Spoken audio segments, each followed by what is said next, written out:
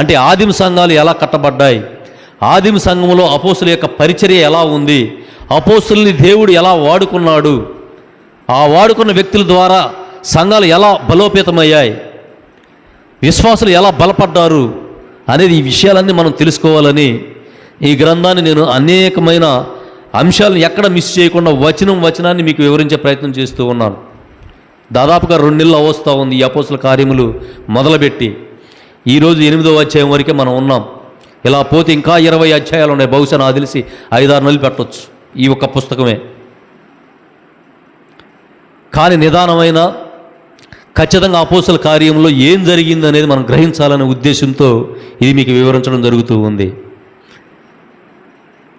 దీన్ని బట్టి అపోస్తుల్ని పరిశుద్ధాత్మ దేవుడు ఏ విధంగా వాడుకొని ఆదిమ సంఘాలు ఎలా కట్టాడు, ఆ సంఘ యొక్క స్థితిగతులు ఎలా ఉన్నాయి,